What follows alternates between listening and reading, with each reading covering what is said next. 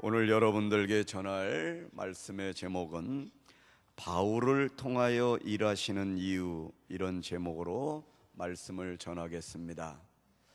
왜 하나님은 그 시대마다 특정한 사람을 지도자로 세우셔서 교회를 이끌어 가시는지, 우리가 볼 때는 그렇게 완벽해 보이지는 않아도 하나님이 보시는 눈과 사람이 보는 눈은 다릅니다.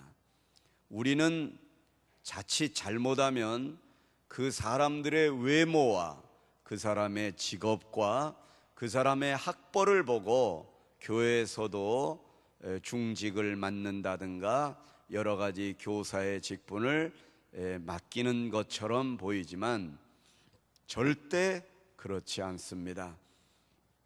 우리는 사람의 겉을 보지만 하나님은 우리의 중심을 보시기 때문에 하나님이 그 중심을 보시고 합격하시면 하나님은 그 누가 뭐라고 해도 그 사람을 쓰시고, 또한 특별한 하자가 없는 한 그 사람을 통하여 하나님이 놀라운 일을 이루시며 하나님의 뜻을 교회를 통하여 이루어 가시는 것입니다.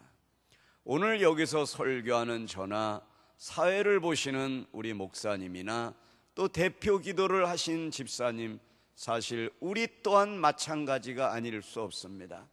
여러분보다 나은 것이 있기 때문에 이 자리에 세워주시는 것이 아니라 이 사역에 수종을 들며 하나님 앞에 충성하도록 또 그러한 달란트를 주시고 그런 사명을 맡겨주셨기 때문에 하나님의 은혜로 여기에 서서 설교하는 것뿐입니다.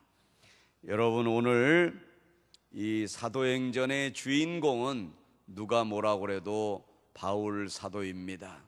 물론 12사도가 바울보다 훨씬 먼저 사도가 되었지만 일단 하나님께서 바울을 택하시고 그를 통하여 교회를 이끌어 가시기로 하나님이 작정을 하신 이후에는 베드로 또한 바울에게 그 자리를 양보하였고, 또 바나바 또한 바울을 전도한 사람이라고 해도 과언이 아닌데 오히려 바나바 또한 바울에게 그 자리를 양보하여 바울로 하여금 마음껏 복음을 전할 수 있도록 도와주는 그런 모습을 보게 됩니다.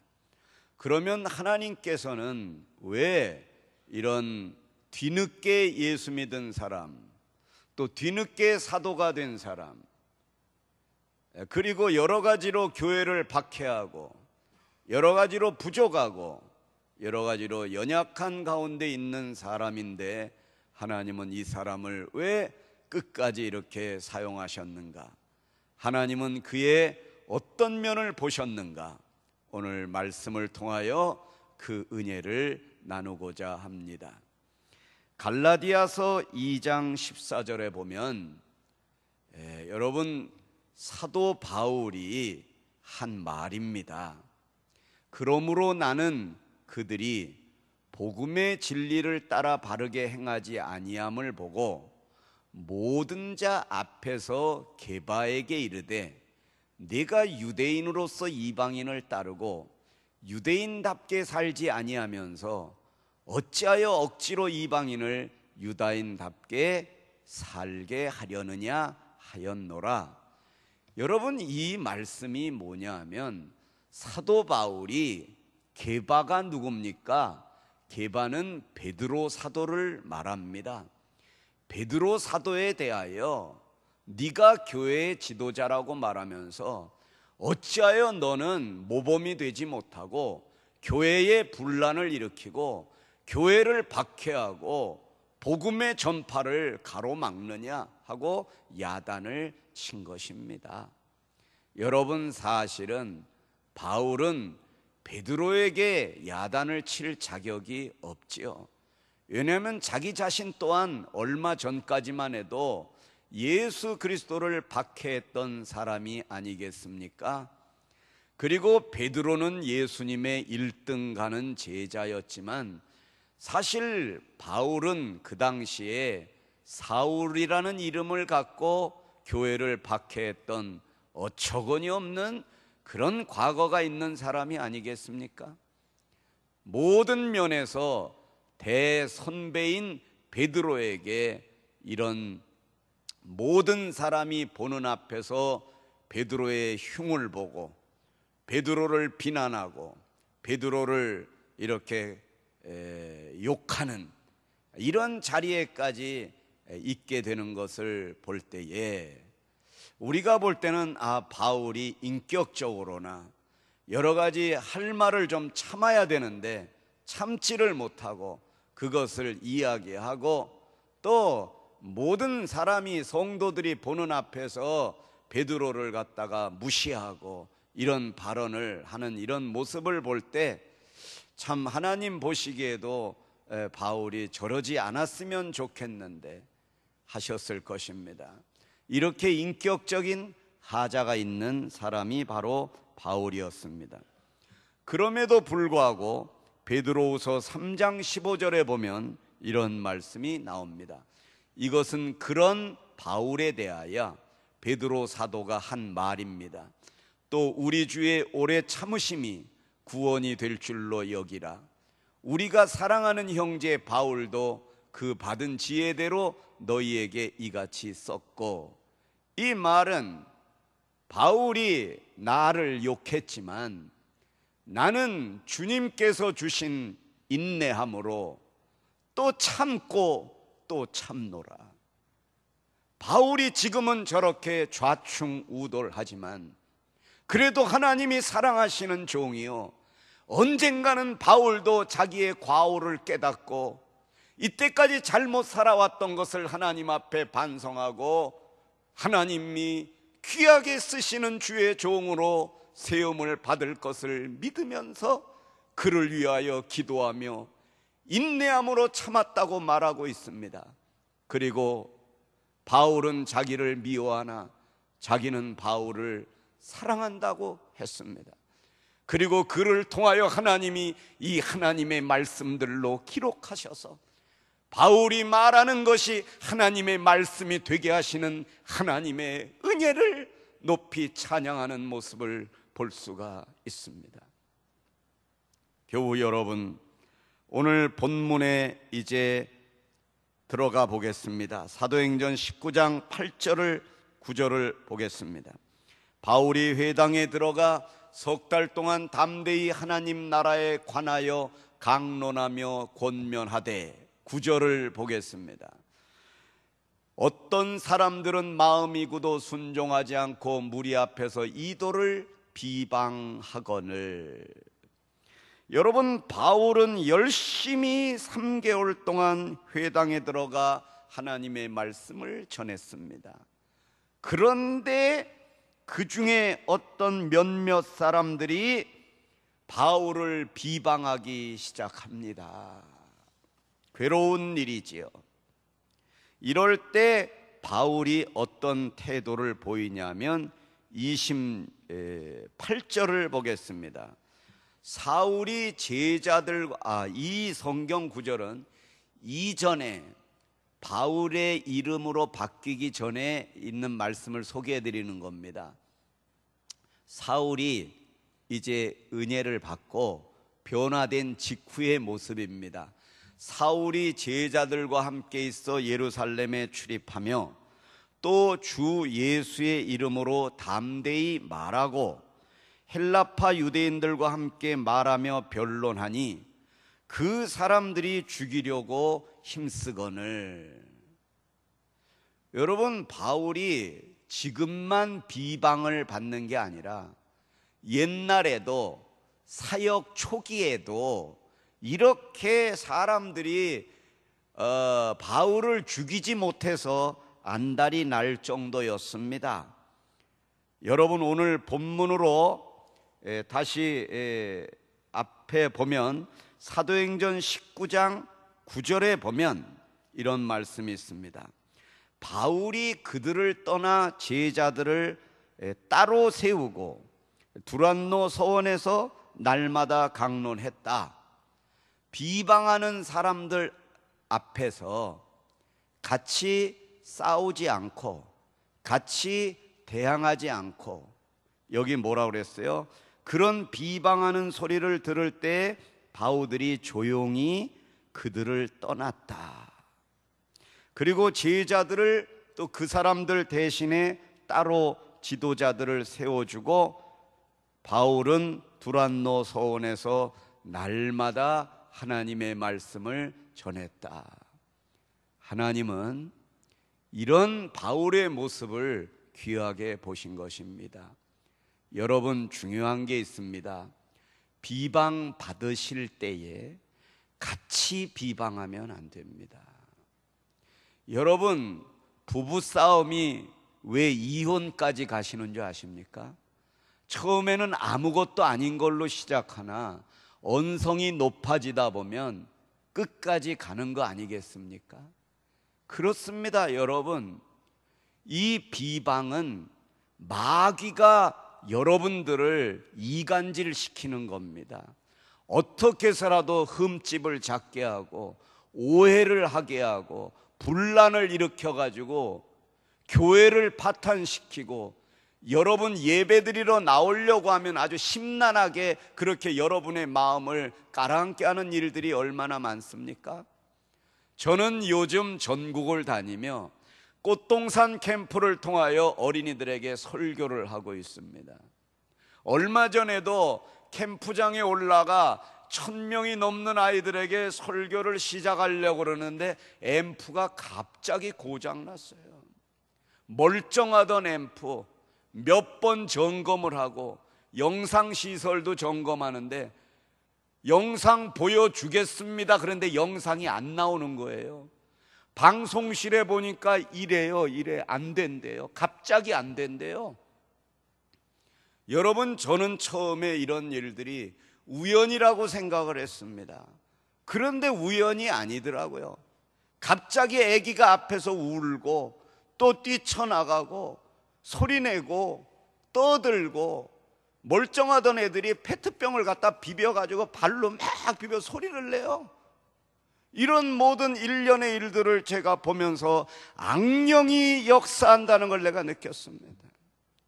하나님이 복음을 전하지 못하게 하시려고, 내 마음을 분란시키시려고, 설교하지 말고 짜증내게 하시려고, 화나게 하고, 마귀가 하는 일이 이런 일이 아니겠습니까? 그래서 어떻게 했으니 내 마음에 실망을 주고 애들을 야단치고 앰프가 왜 고장났냐고 그러고 영상이 왜 안 되냐고 그러고 막 화를 내면 누가 좋아합니까? 마귀가 좋아하는 것입니다. 그럼 나도 기도의 문이 막히게 되고 설교하고 싶은 생각이 없어질 때가 한두 번이 아닙니다. 그렇습니다, 여러분.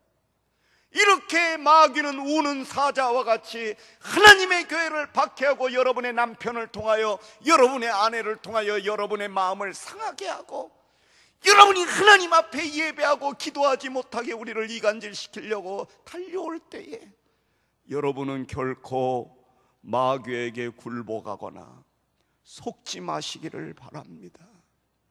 사랑하는 교우 여러분, 한 가지만 더 이야기해 드린다면, 이건 좋은 일은 아닌데요, 그저께 저녁에 제가 마산에서 집회를 하는데 설교하러 올라가려고 그러는데 갑자기 뱃님이 아프기 시작했습니다. 저는요, 여름철에는요, 여기 집회를 마치고 또 이리 가야 되고, 여기 집회를 마치고 뭐 대전으로 마산으로 서울로 왔다 갔다 해야 되기 때문에 배탈이 나면 안 됩니다. 알겠어요? 이게 몸이 안 좋으면 설교를 어떻게 하겠어요? 그래가지고 음식도 얼마나 조심하는지. 집사람이 아무거나 줘도요, 저는 가려 먹습니다. 안 믿어요? 이 음식이 이게 검증되지 않은 거는 집사람에게 먼저 이상궁이 먼저 먹어보게. 그리고 이상궁이 먹은 다음에 배탈이 안 나면 그 다음에 임금님이 잡수는 거 아닙니까? 그 정도로 조심했는데도 배가 쌀쌀하고 괴로워요. 그래서 주여 이 악령의 세력을 물리쳐 주옵소서 하고 올라가서 어떻게 설교했는지도 모르는데 그날 너무 아파 보였는지 애들이 날 불쌍하게 봤는지 은혜를 더 받더라고요. 그래가지고 그날 기차를 타고 마산에서 서울까지 2시간 40분을 오는데 등짝이 아주 그냥 빠개지는 것 같고, 이거 설교에 빠개지다니요. 등짝이 이렇게 부서지는 것 같고 막 배가 땡기고 막 이래가지고 식은땀을 흘리고 막 양말도 벗고 그냥 신문지 깔고 그냥 부들부들 떨면서 밤 12시에 와가지고 또 운전해가지고 집에 가가지고 새벽 1, 2시에 또 자고 새벽 5시에 일어나가지고 기도하고 또 대전으로 또 집회하러 가야 되는데 밤에 잘 때 내가 오죽하면 그랬어요. 내일 집회 못 갈지도 모르겠다. 아이고 다른 사람을 보내야 되겠다. 큰일 났다. 그리고 내일 저녁에 또 올라와가지고 또 안양에 가서 집회를 해야 되는데 이걸 어떻게 하나. 주일날도 여기 설교하고 또 오늘 대전을 가야 되고 저녁에는 저 마석에 가가지고 기도원에 가서 또 연합 집회를 설교하고 이래야 되는데 이거 다 못하고, 여러분 또 제가 한번 아픈 경력이 있기 때문에 또 이게 뭐가 잘못된 거 아닌가 이러다가 이제 나 인생 끝날 별 생각까지.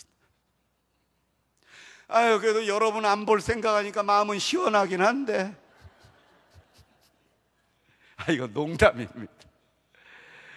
그래가지고 제가 새벽에 일어나가지고 하나님 이 나를 누르는 이 더러운 악령의 세력을 물리쳐 주시옵소서. 이 병마를 물리쳐 주시옵소서. 내 마음을 가라앉게 하고 복음을 전하지 못하게 하는 이 더러운 세력들은 물러갈지어다. 예수의 이름으로 물러갈지어다. 할렐루야 했습니다. 여러분 그리고 쓰러져서 잠이 들었는데 정말 단잠을 자고 일어나가지고 뭐 눈 씻은 듯이 괜찮은 거예요. 그래가지고 이제 준비를 해가지고 대전으로 가서 또 오전에 집회를 하고 또 오후에도 집회를 하고 저녁에 안양에 와서 어저께 집회를 하고 오늘 이렇게 멀쩡한 몸으로 하나님 앞에 되는 것을 생각할 때에 여러분 그렇습니다. 하나님이 우리에게 이런 어려움과 시련을 주신다 할지라도 이런 시련 가운데서 하나님 앞에 더 기도하게 하시고 더 하나님만 의지하게 하시고 오직 하나님만 바라보게 하시려고 우리에게 이런 어려움을 주시는 줄 믿으시기 바랍니다. 여러분 사도행전 19장 고린도후서 11장 29절을 보시겠습니다. 누가 약하면 내가 약하지 아니하며 누가 실족하게 되면 내가 애타지 아니하더냐. 바울의 고백입니다. 바울은 옛날에 자기밖에 몰랐던 사람입니다. 그러나 이제는 자기는 강해도 교인이 약하면 목사님도 약해지는 거예요. 교인이 실족하면 목사님의 마음도 실족하게 되는 거예요.